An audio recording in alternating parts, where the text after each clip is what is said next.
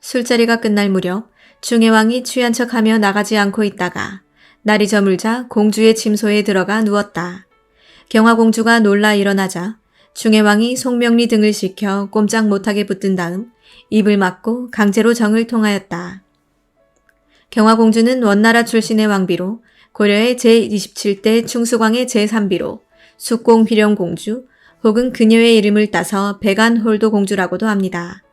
몽골의 여인으로 상당한 지위를 누렸으나 남편인 충수광 사후 자신의 의붓아들인 충해왕에 의해 강제로 정을 통한 비운의 여인이기도 합니다. 그녀는 고려로 시집온 다른 원나라 황족 출신 왕비들과 달리 가계에 대한 기록이 명확하지 않은데 공주라는 호칭은 황금시족 여성 황족에게 주는 호칭이었으므로 경화공주 역시 몽골 황실의 일원으로 추정됩니다. 아마도 당시 백안 가문이 원나라 귀족 가문이었기 때문에 그녀 역시 귀족 출신일 것으로 추정되고 일설에는 그가 충선왕의 제2비인 조국장공주와 자매 혹은 이복자매로 위왕 아모카의 딸이라는 이야기도 있습니다. 언제 태어났는지도 알 수 없으나 혼인 시점을 고려한다면 1310년 전후에 태어났을 것으로 추측됩니다. 1332년 당시 원나라에 체류 중이던 충수광과 결혼하였는데 당시 충수광은 이미 2명의 몽골 여인과 혼인했던 상황이었습니다. 하지만 복국장 공주는 충수광과 사이가 좋지 않아 자녀를 두지 못하다가 일찍 죽었고 조국장 공주는 아들 용산원자를 낳자마자 죽었기에 그녀는 충수광의 유일한 몽골인 부인이었던 상황이었습니다. 그래서 공원왕후 등 여러 고려인 부인들을 제치고 정식 왕비가 되었습니다. 그리고 그녀는 충수광이 고려의 왕이 다시 됨에 따라 1333년 음력 3월에 고려로 들어오게 되었습니다. 한편 경화공주와 혼인하기 전이었던 1330년 2월 심영환 일파의 끊임없는 직권욕에 염증을 느낀 충수광은 장남정에게 왕위를 양해하게 됩니다. 그리하여 충해왕이 16살의 어린 나이로 즉위하게 되었는데 그는 향락과 여색에 빠져 정사는 제대로 돌보지 않았습니다. 즉위하고 6일 동안 정사를 폐하고 사냥을 하러 가기도 하고 씨름을 좋아하여 날이면 날마다 내시들이랑 씨름을 했다고 전해지는데 그는 배전을 비롯한 간신들에게 정사를 맡기고 자신의 행적을 기록하는 사관들을 근처에 오지도 못하게 하고는 수십 차례 사냥을 나가는 모습을 보입니다. 1332년 2월 원나라 순제는 2년 동안 왕노릇을 제대로 하지 못하는 충해왕을 영경으로 소환하고 충수왕을 복위시키게 됩니다. 왕위에서 물러난 충해왕은 겉으로는 근신하는 척하며 안으로는 위구르족 친구와 여색만을 즐기게 됩니다. 그러면서 충해왕이 위구르족 친구들과 어울리며 악행을 일삼자 당시 집권자였던 바야는 황제에게 다음과 같이 전하였으니 왕정은 평소 행실이 나빠서 수귀에 누를 끼칠까 우려되니 그 아비가 있는 곳으로 보내 올바르게 지도해야 합니다. 라고 건의합니다. 원나라의 집권자마저 포기할 정도의 악행을 지속하던 충해왕은 결국 1336년 고려로 돌아오게 됩니다. 그렇게 부왕인 충수광과 다시 만나게 되었지만 부자 사이는 여전히 좋지 않았는데 충수광은 자신의 아들을 발피라고 부르며 냉대합니다. 하지만 생을 마감하는 순간에 이르러서 충수광은 그 아들 충해왕에게 왕위를 계승시키라고 유언하였다고 전합니다. 1339년 복위 이후 충해왕은 본격적으로 상식을 벗어난 만행을 저지르기 시작하였습니다. 그는 25의 건장한 육체를 불태울 궁리만 하였으니 고려사에는 그가 수많은 부녀자들을 범하였다는 사실을 전하고 있습니다. 한 번은 황관 최하상이 급하게 달려와 다음과 같이 보고하였는데 홍룡의 둘째 부인 황씨가 천하절색이라고 합니다. 자색이 워낙 뛰어나 집 밖에 일체 나가지 못하게 하고 친척이 와도 방 안에 두고 만나는 것을 허락하지 않았다 하니 한번 만나보심이 어떠하시겠나이까. 이 말을 들은 충해왕은 음욕을 참지 못하고 황씨를 찾아가 강제로 정을 통할 계획을 세웁니다. 그런데 문제는 홍룡이라는 자가 충해왕의 외삼촌이었고 그의 아내 황씨는 그의 외숙모였던 것이었습니다. 황씨가 워낙 미인이었기에 홍룡은 황씨를 집 밖으론 절대 나오지 못하게 하였고 친척이 와도 얼굴을 보여주지 않았습니다. 그래서 홍룡이 죽기 전까지 그녀의 미색에 대한 이야기를 하는 사람은 없었지만 홍융이 죽고 나자 그녀는 종종 바깥 출입을 하게 되었고 그녀를 본 모든 이들이 입이 마르도록 그녀의 미색을 칭찬하게 되어 충해왕의 귀에까지 들어가게 된 것입니다. 그리하여 그는 곧 황씨를 찾아가게 되었고 외숙모를 강제로 범하는 폐륜을 저지르게 됩니다. 사서에 보면 충해왕은 항상 정력이 강해지는 열약을 복용해서 그와 관계를 가지는 여자들은 임질에 걸리는 일이 많았는데 그래서 황씨도 충해왕이 범하고 난 후 임질에 걸리게 되었고 이에 충해왕은 승려였던 복산을 시켜서 그녀의 임질을 치료하는 배려를 보여주기도 하였습니다. 충해왕의 폐륜 행각은 계속 이어졌으니 다음으로 노린 상대는 죽은 아버지의 후비들이었습니다. 충수광이 1339년 3월에 사망한 후 불과 2달 뒤인 5월 아버지의 제5비였던 수비 권씨를 찾아가 범해버립니다.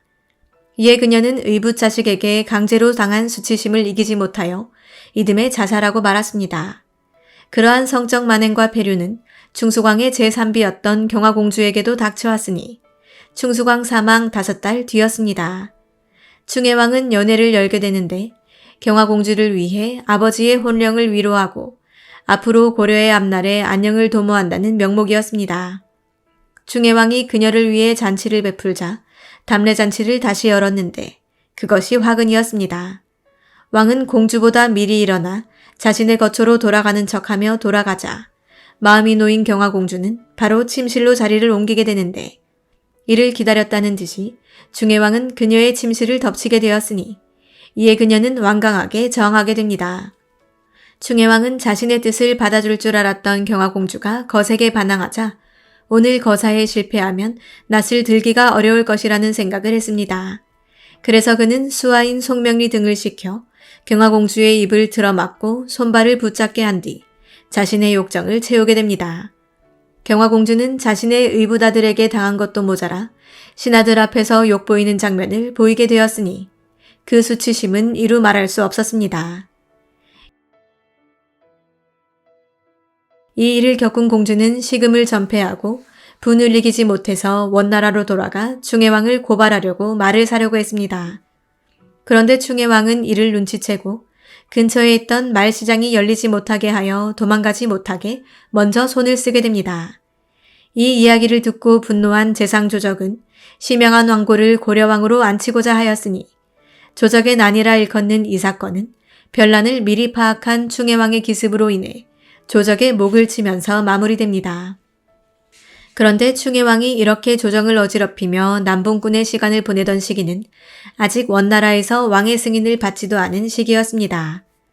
원나라에서는 아무것도 알지 못한 채 두린과 구통을 개견에 파견해서 충해왕에게 국세를 내려 복위를 인정하게 되는데 두린 일행이 개경에 도착하여 경화공주를 찾아가게 되었으니 그때 이 치욕적인 폐륜 사건을 듣게 됩니다.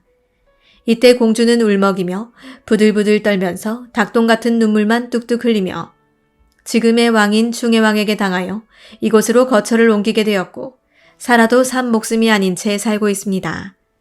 공주의 울음 섞인 하소연에 두린 일행은 참을 수 없었고 원으로부터 가지고 온 옥새 대신에 충해왕을 비롯해 만행 사건에 연루된 홍빈 등 11명을 포박해서 영경으로 압송해버립니다.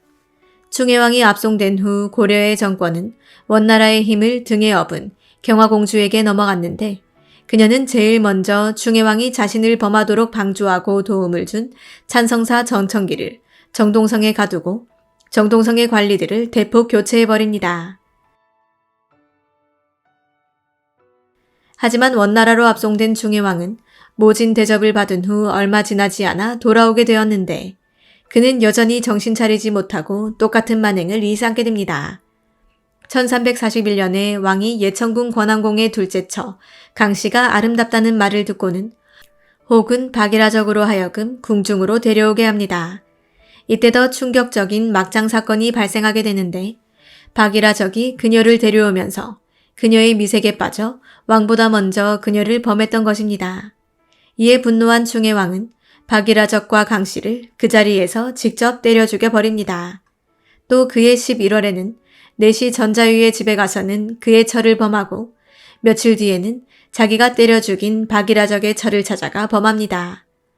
이몽부의 시비와 간음하고 재상 배전이 원나라 사신으로 가고 없는 동안 배전의 처와 그의 동생 금호의 처를 범하기도 하였습니다. 한 번은 채원이라는 자가 중해왕에게 어디에 가면 정말 미색이 뛰어난 처녀가 산다고 이야기했는데 얼굴 예쁘다는 말만 들어도 음욕을 발동시키는 중해왕이 그 말을 듣고 가만히 있을 리 없었습니다. 당장 그날 밤 술자리를 뒤로하고 무리들을 거느리고 처녀가 산다는 곳으로 한달음에 쫓아갑니다. 하지만 그 집에는 노파 한 명이 살고 있었고 그녀는 자기 집에 처녀가 살지 않는다고 말하였습니다. 불타는 성욕에 발을 동동 구르던 중해왕은 그 말을 믿지 않고 온 집을 수색하였지만 처녀를 찾지 못합니다. 결국 그는 음욕만 돋아놓고 자신을 흥분시킨 채원에게 분노하여 그 노파와 함께 그 자리에서 죽여버리는 일도 있었습니다.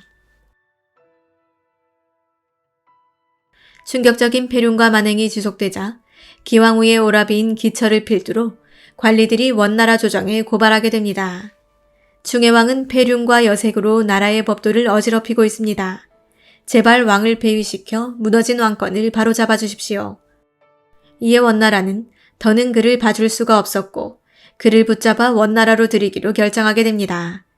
원나라의 순재는 압송되어 온 중해왕에게 그대의 죄는 너무나 커서 그대의 피를 천하의 모든 개들에게 먹여도 오히려 부족하지만 짐은 살생하는 것을 좋아하지 않으니 귀양을 보낸다고 중해왕에게 말하였다고 합니다.